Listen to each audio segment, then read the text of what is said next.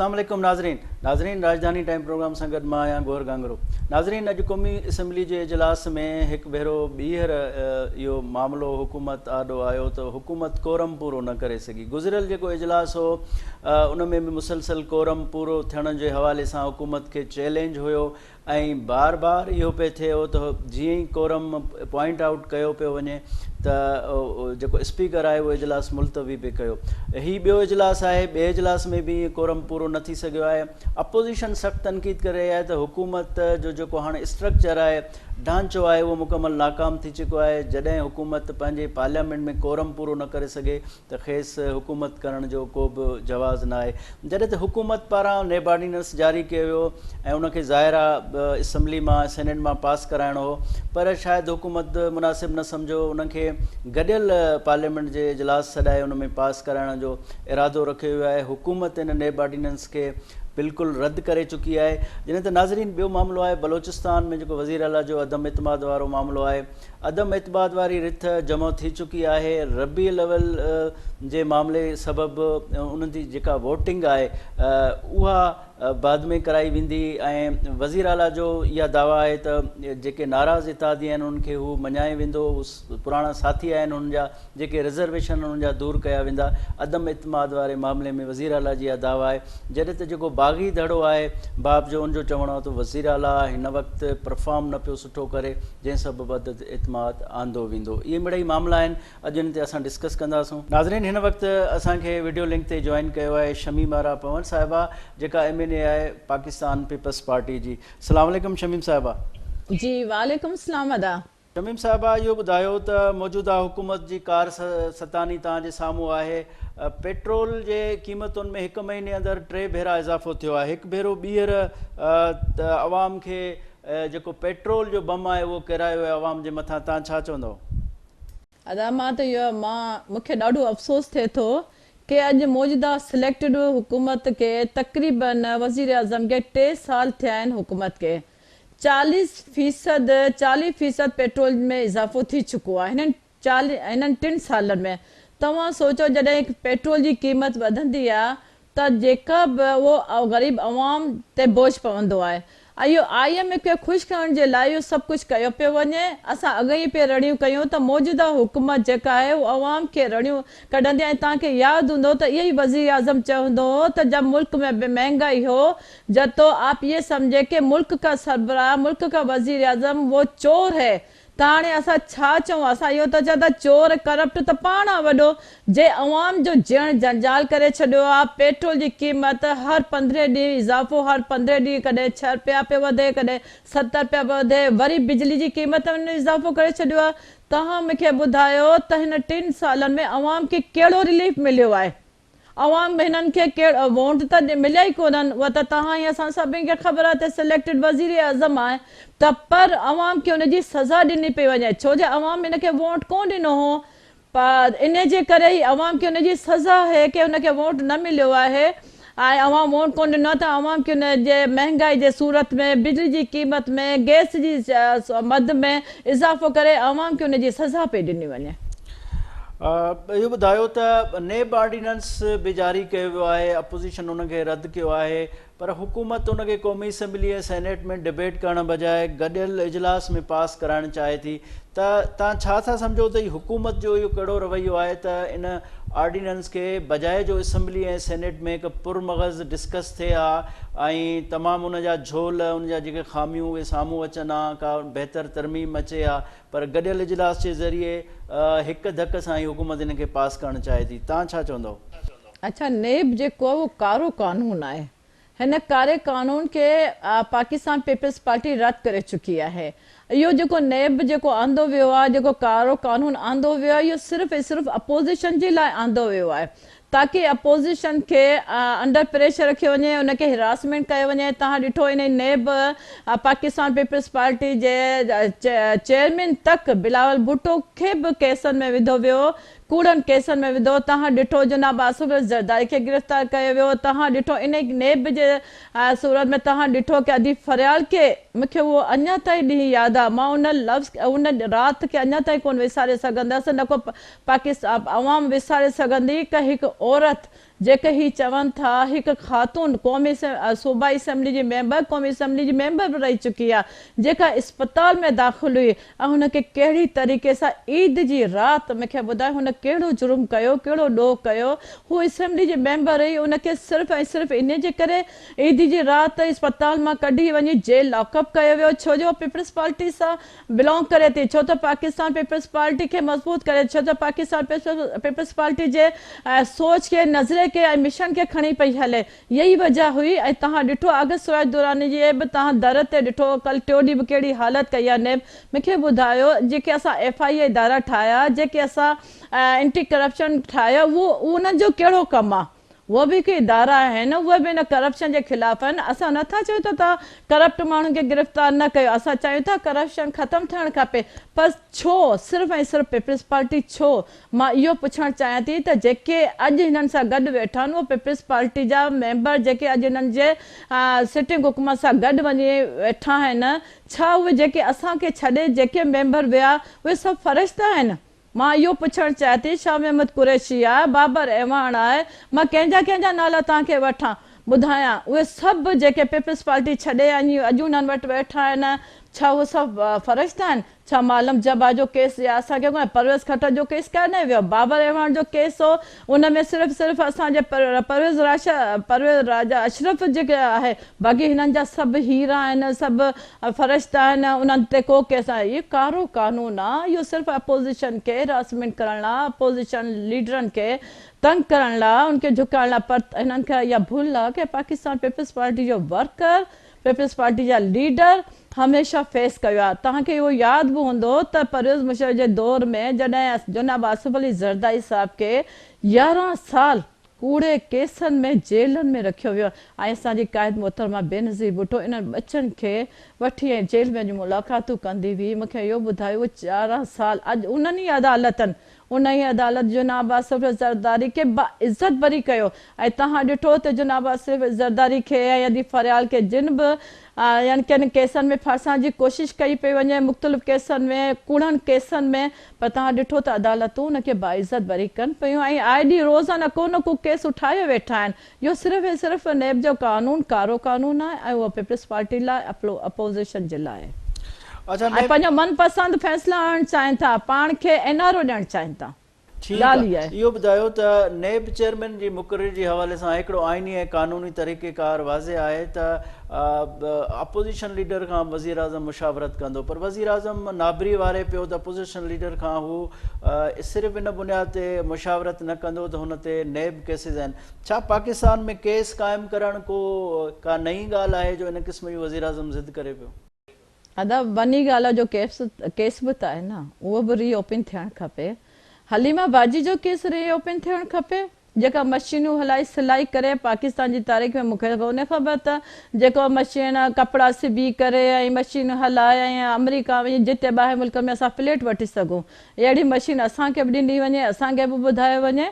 त इहो कीअं था ॿाहिरि मुल्क में फ्लैट वरिते वञे प्रॉपर्टी कीअं थी गॾु कई वञे इहे केस बि रीओपन थियणु खपनि इहो त न आहे की अगरि हलीमा बाजी प्राइम मिनिस्टर जी भेण आहे त हुनजा केस न हुअणु खपनि नेब में उनखे बांधो वञे न केतिरा हिन जा फैसल वाडा आहे मां कहिड़ा नाला तव्हांखे वठां फैसल वाडा जो केस आहे अॼु उनखे क़ौमी असैम्बली मेंबर तां रिज़ाइन करे उनखे सेनेट में आंदो वियो मूंखे इहा ॻाल्हि सम्झ में नथी अचे पंहिंजनि माण्हुनि खे बचाइण जे लाइ पंहिंजनि माण्हुनि खे NRO ॾियण लाइ इहो सभु कुझु हिकिड़ो ड्रामो रचाए पियो वञे नेब खे मज़बूत कर असां त शुरू ॾींहं खां मुखालफ़त में आहियूं ऐं जॾहिं बि पाकिस्तान पीपल्स पार्टी हुकूमत न हूंदी आहे कॾहिं एहतसाब ब्यूरो ठहंदो आहे कॾहिं नेब ठाही वेंदी आहे पर अल्हम्दुलिल्लाह पाकिस्तान पीपल्स पार्टी खे अदालत हमेशह बाइज़त ऐं सुरखरू करे उन्हनि खे उन्हनि कूड़नि केसनि में बाइज़त बरी कयो आहे ठीकु आहे गवर्नमेंट जो ख़्यालु इहो आहे त नेब जो ऑर्डिनेंस गॾियल इजलास जे ज़रिए ई पास कयो वञे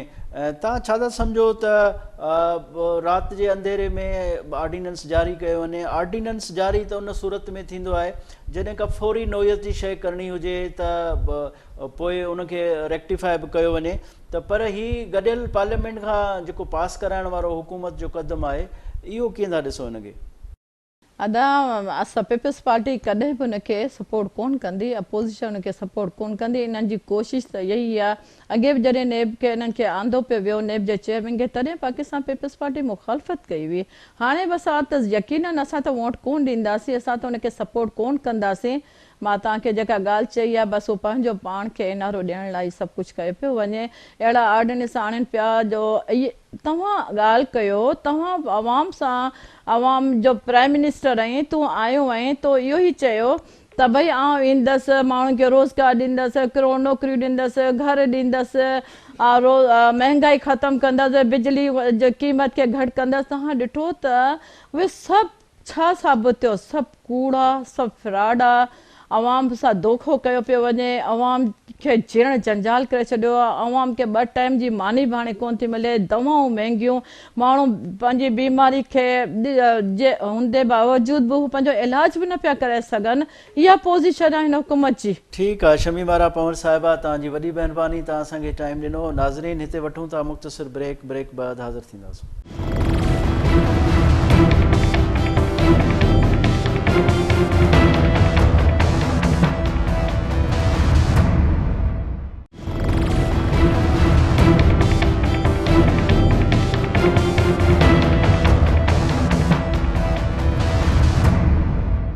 नाज़रीन वेलकम बैक।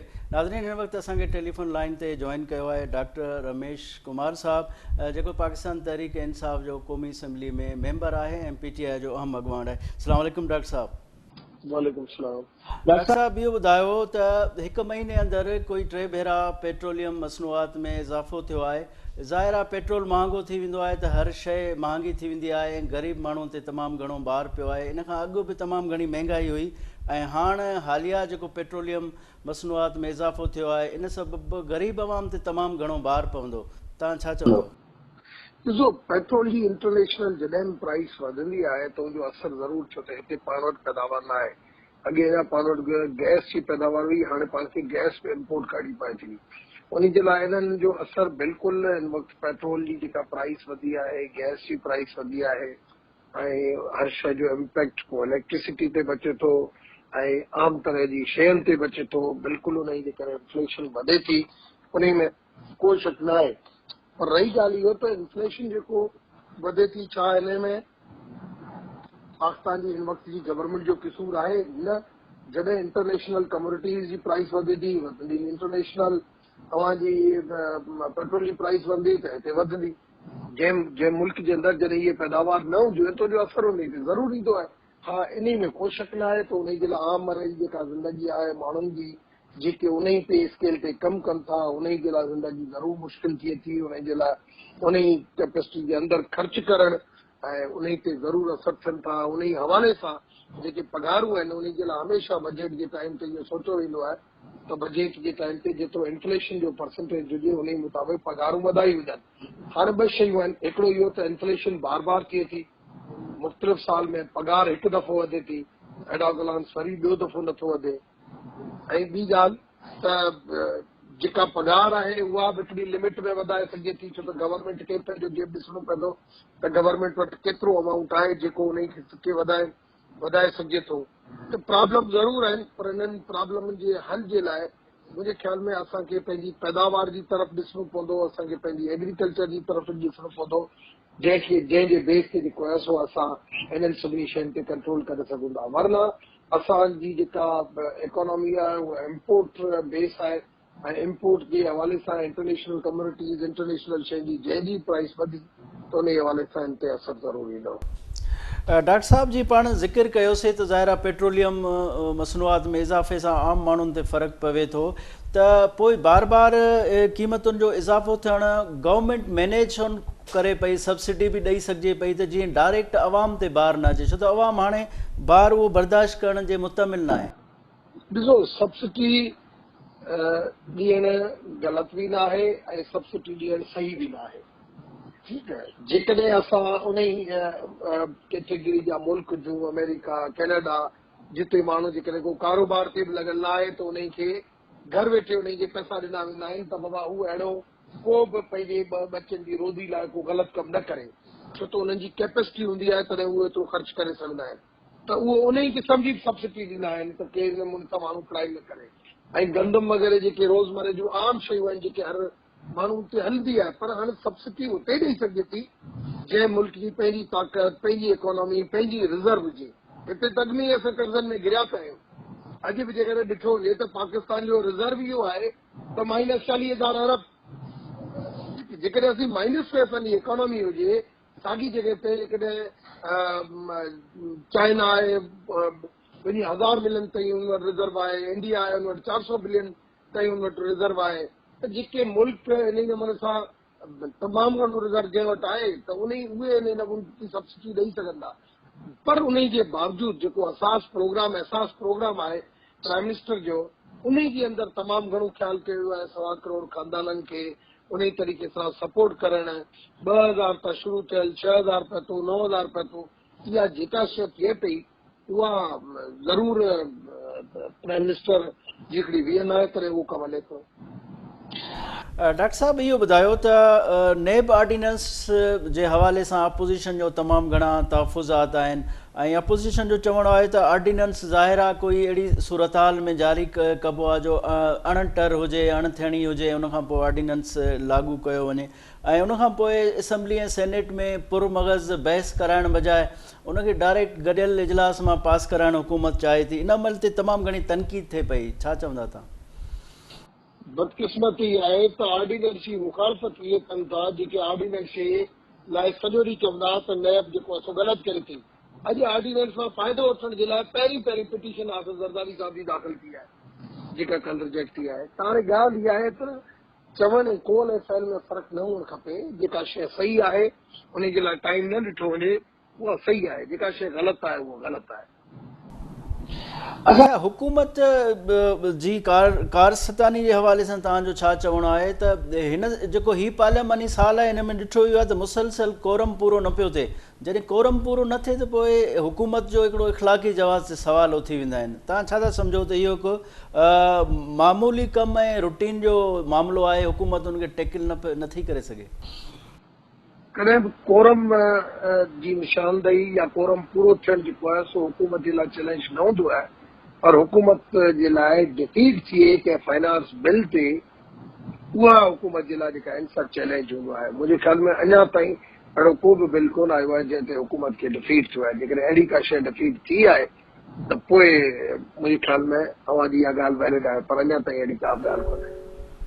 अच्छा, जेकॾहिं कोरम असां नून लीग जी हुकूमत बि ॾिठीसीं, पाकिस्तान पीपल्स पार्टी जी बि ॾिठीसीं, त कोरम चैलेंज न हूंदो। ज़ाहिर आहे कोरम जी जेका ज़िम्मेवारी आहे उहा गवर्नमेंट जी हूंदी आहे। जॾहिं पूरो न हूंदो त गवर्नमेंट ते सवाल बि उथंदा त पोइ चीफ व्हिप आहे, ज़िम्मेदारी आहे, गवर्नमेंट आहे, वज़ीर आज़म साहिबु असैम्बली में बि अचे थो, पंहिंजे चैम्बर में बि वेहे थो। उन जे बावजूदि कोरम पूरो न थियणु तव्हां छा था सम्झो का गवर्नमेंट जी कमी न आहे? इहा सुठी ॻाल्हि आहे मेंबर इंट्रस्ट वठनि ऐं मेंबर अचनि, पर मेंबर जेकॾहिं पंहिंजे हल्के में जेके इशूज़ आहिनि माण्हुनि खे पब्लिक डीलिंग में जेकॾहिं पंहिंजे पाण खे बिज़ी रखंदा, महांगाई जे हवाले सां पंहिंजी पब्लिक खे सेटिस्फाई कंदा त इहो सुठी ॻाल्हि आहे। सुठी ॻाल्हि आहे। हर जॻह ते हर शइ जी पंहिंजी इम्पोर्टेंट आहे। जेकॾहिं पंहिंजे हल्कनि में इम्पोर्टेंट टाइम ॾींदा उनजी हिकिड़ी पंहिंजी अहमियत आहे, ऐं जेकॾहिं उहे अची असेंबली खे टाइम ॾेई असेंबली में कमकार कनि था उनजी हिकिड़ी पंहिंजी अहमियत आहे। डॉक्टर साहब इहो ॿुधायो त हिकु तरफ़ कोरम पूरो न पियो थिए, ॿिए तरफ़ इत्तेहादीन में बेचैनी आहे, MQM बि ॻाल्हाइणु शुरू कयो आहे, काफ लीग बि ज़ाहिर आहे काफ लीग जो जेको वफ़ाक़ी वज़ीर आहे काबीना में उन में CM सिंध सां मुलाक़ात कई आहे, रिज़र्वेशन हुन जूं ॿुधियूं आहिनि ऐं इन क़िस्म जा आवाज़ उथारनि पिया। जहांगीर तरीन साहब बि हाणे ॻाल्हाइणु ॿीहर शुरू थियो आहे त छा था सम्झो हिन बेचैनी छो अची वई आहे? हेॾी का बेचैनी न आहे। मूंखे कंहिं बि ताज़ी जे अंदरि अहिड़ो नथो नज़र अचे। जेको इंटरनल प्रॉब्लम बलोचिस्तान में ज़रूरु शुरू थियो आहे उन जे हवाले सां तव्हां चई सघो था, बाक़ी मूंखे को अहिड़ो प्रॉब्लम नज़र नथो अचे हिन वक़्तु। अॻियां छा हालत आहिनि उहो मालिक खे ख़बर, पर हिन वक़्तु ताईं को अहिड़ो प्रॉब्लम न आहे। अच्छा, सिंध में PTI जे जेका काबीना आहे उनजे काफ़ी मेंबर्स जो बार बार सिंध जे हवाले सां इहा दावा हुई त सिंध में असां क्लीन स्वीप कंदासीं। अरबाब साहब खे इनिशिएट कयो वियो, उनखां पोइ गौस अली शाह साहब खे इनिशिएट कयो वियो आहे। त हाणे पीपल्स पार्टी त इहो तनक़ीद करे पई त वफ़ाक़ जी पंहिंजी कारकर्दगी ठीकु न आहे, सिंध में क्लीन स्वीप जी PTI ॻाल्हि करे रही आहे। ॾिसो, हर पॉलिटिकल पार्टी खे पंहिंजे माण्हुनि खे मोटिवेट करण जे लाइ ऐं उम्मीद ॾिसण जे लाइ हर माण्हू ज़रूर इहे ॻाल्हियूं कंदियूं आहिनि, पर उहो वक़्तु साबित कंदो आहे जॾहिं इलेक्शन हूंदी आहे। उहो वक़्त खां अॻु में उन इशू ते ॻाल्हाइण मुंहिंजे करणु मुनासिब आहे। ठीकु आहे डॉक्टर रमेश कुमार साहब, तव्हांजी वॾी महिरबानी, तव्हां असांखे टाइम ॾिनो। नाज़रीन, हिते वठूं था मुख़्तसिर ब्रेक बाद हाज़िर थींदासीं।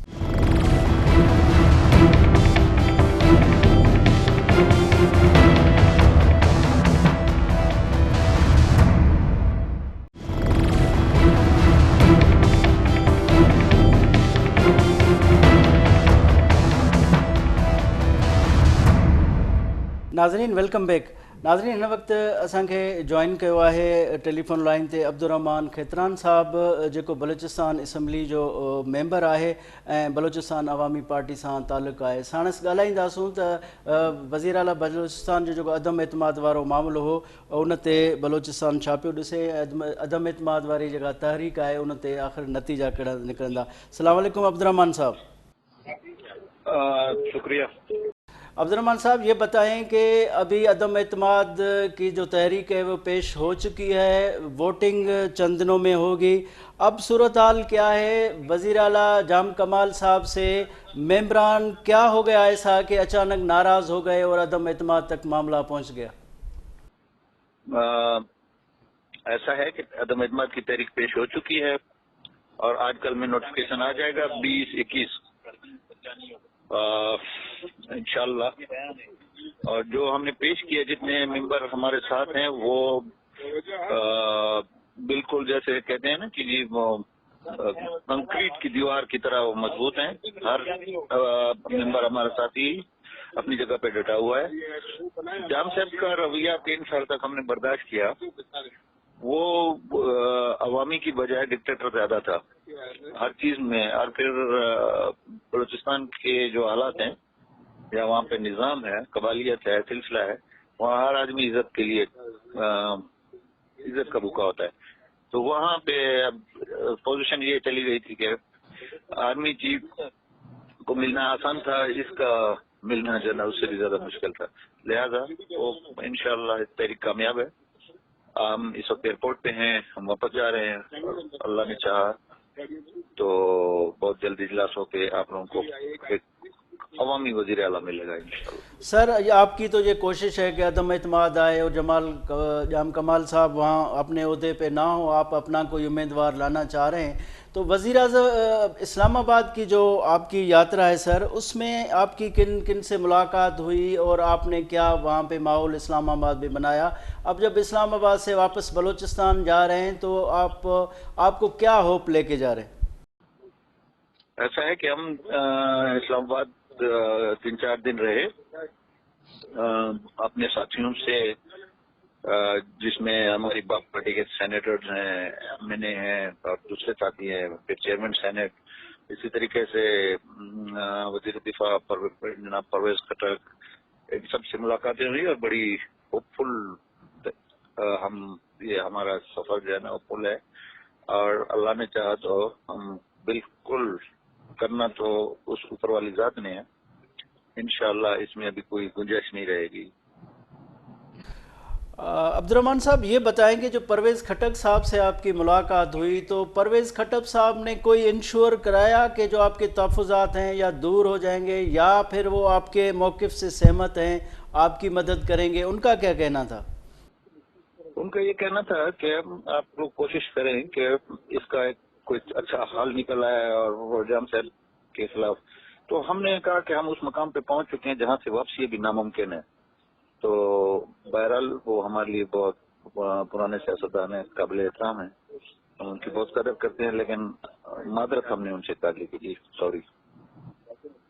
अच्छा सर, ये बताएंगे, लगता ये है कि अक्सरियती जो MP हैं वो नाराज़ हैं जाम साहब से, तो अब ये अदम एतमाद का मामला अभी इतना लंबा क्यों होता जा रहा है सर? इसका एक प्रोसीजर है।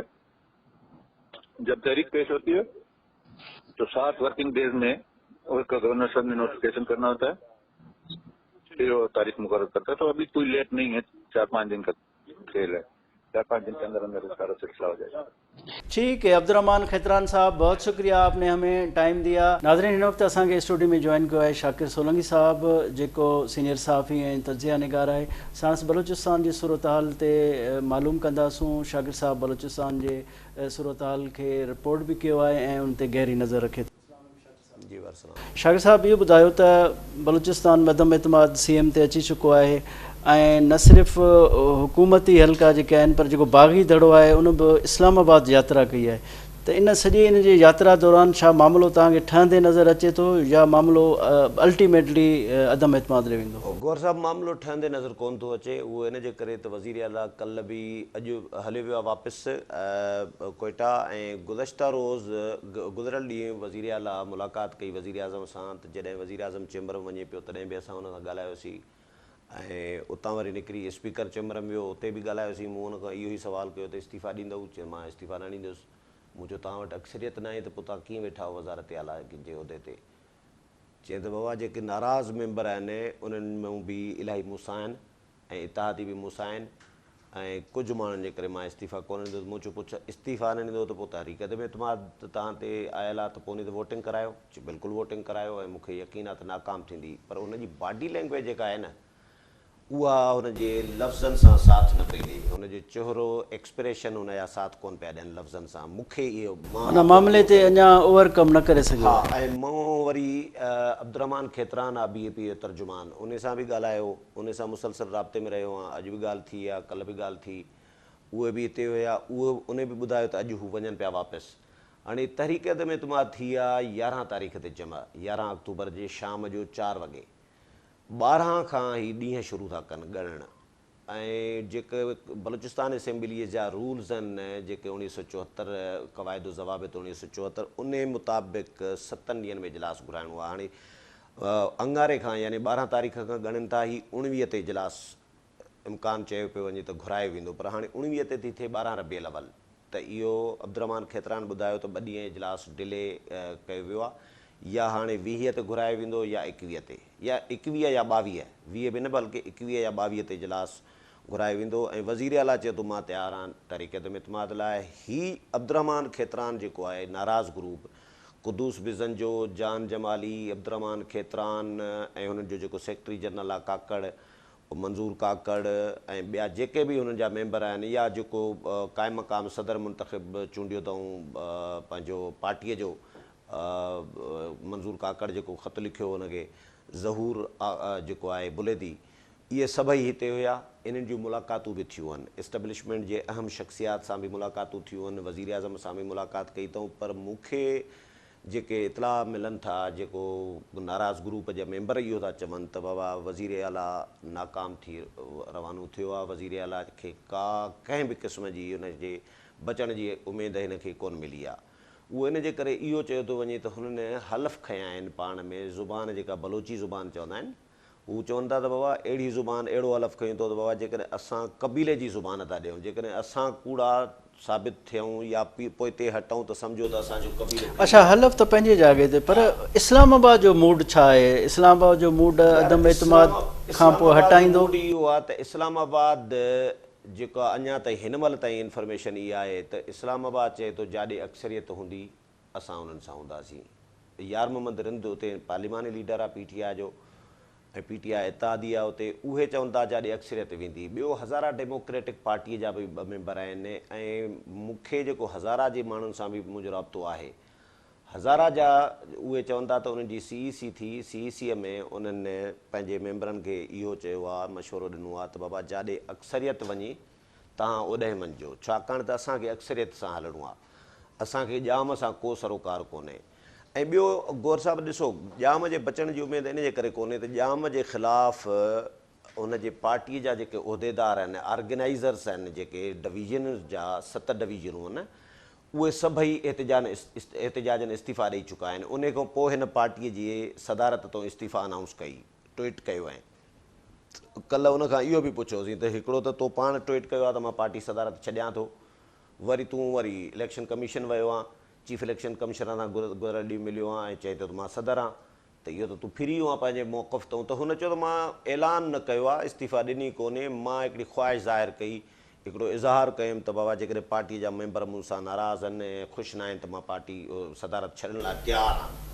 न छा असां हाणे इहो तसवर कयूं त जेकॾहिं इस्लामाबाद जो जेको पहिरियां मूड हो हाणे उहो मूड बरक़रार आहे त पोइ शायदि जाम साहब न रहंदोसीं? लॻे ईअं थो, छाकाणि त गोर साहिबु इशू इहो आहे त हुन खे खपनि घटि में घटि बि 7 खां 8 माण्हू। 24 माण्हू हिन महिल जेको बज़ाहिर नज़र अचनि पिया, हुनखे 33 माण्हुनि जी हिमायत खपे बचण जे लाइ, ऐं हिन वक़्तु हुन वटि जेका हिमायत आहे उहा आहे 24 माण्हुनि जी। हाणे 24 खां पोइ हिनखे 7 माण्हू घटि में, जेकॾहिं 26 हो दावा कनि था, 26 बि हुजनि त बि 7 माण्हू हिननि खे खपनि। त हाणे हेतिरनि ॾींहंनि में हुन 15 ॾींहं मोहलत वरिती, कोशिशूं कयईं, जेके बि हीला बहाना हुनखे हलाइणा हुया, वज़ारतुनि जूं ऑफरूं हुननि खे कयूं वयूं, इहे मीडिया में रिपोर्ट थियो आहे जेके नाराज़ मेंबर आहिनि, पर हू वज़ारतुनि जे ऑफरुनि में या यकीन दिहाननि में त बाबा तव्हांजे मर्ज़ीअ सां ट्रांसफ़र पोस्टिंग थींदी तव्हांजे हल्कनि में या तव्हांजे वज़ारतुनि में, हुननि जो सेक्रेटरी हुननि जी वज़ीर जी ॿुधंदो न आहे, फंडनि जा मसइला आहिनि उहे तव्हांजा रिज़र्वेशन ख़तमु कयां थो, इहे सभु यकीन दिहानियूं कराइण जे बावजूदि हिकिड़ो माण्हू बि न टोड़े सघियो आहे। अच्छा, इन सॼे लका 7 माण्हू टोड़ण वॾो मसइलो आहे। ठीकु आहे, इन सॼे लकाव में तव्हां छा था सम्झो त अक्सर ईअं थींदो आहे जॾहिं इलेक्शन वेझी थींदी आहे, कंहिं बि सूबे में तब्दीली ईंदी आहे त उहे मेंबर नज़र में रखंदा आहिनि नेक्स्ट इलेक्शन बि, त इहो रिफ्लेक्शन ईंदो या न थींदो? ई गौर साहब तारीख़ में, बलोचिस्तान जे तारीख़ में चवनि था त कंहिं बि पंहिंजी मुद्दत पूरी कोन कई आहे वज़ीर आला, ऐं हिकिड़ो जाम यूसुफ साहिबु हुयो हिन जो पीउ, उन मुद्दत पूरी कई परवेज़ मुशर्रफ दौर में। बाक़ी जेके आहिनि मुद्दतूं, हिकिड़ो त माना डॉक्टर अब्दुल मालिक बलोच कई, पर उन जा 2.5 साल हुया, 2.5 साल हुनखे ॾिना विया एज़ पर पैक्ट। हा, उन मुआदे मुताबिक़ हुन मुद्दत पूरी कई। 5 साल मुद्दत कंहिं बि पूरी ॿिए न कई आहे। ऐं ॿियो इहो त जिन जिन जे ख़िलाफ़ु तहरीक अदम एतमाद आई आहे, उन्हनि जो माज़ीअ में उन्हनि खे इस्तीफ़ा ॾियणी पई आहे। ठीकु आहे, ताज जमाली साहब जे ख़िलाफ़ु आई, उन इस्तीफ़ा ॾिनी। उन खां पोइ सरदार अख्तर मेंगल जे ख़िलाफ़ु आई, उहा वापसि वरिती वई हुई, पर मुआदो इहो थियो त इस्तीफ़ा ॾींदो, वापसि वठण खां पोइ इस्तीफ़ा ॾींदो। उन्हनि जॾहिं तहरीक अदम एतमाद वापसि वरिती त कुझु ॾींहंनि में ई हुन इस्तीफ़ा ॾेई छॾी। वरी सनाउल्लाह ज़हरीअ जे ख़िलाफ़ु आई त सनाउल्लाह ज़हरी बि आख़िरी ॾींहं ताईं डटियो रहियो कि जी मां इस्तीफ़ा न ॾींदुसि, पर हुनखे इस्तीफ़ा ॾियणी पई। ठीकु आहे, शाकिर सोलंकी साहब, वॾी महिरबानी, तव्हां असांखे टाइम ॾिनो। नाज़रीन, हीउ शो तव्हां ॾिठो, ईंदड़ राजधानी टाइम में कंहिं नए मौज़ूअ सां गॾु हाज़िर थींदासूं। पंहिंजे मेज़बान गौर गांगरो खे इजाज़त ॾींदा। अल्लाह।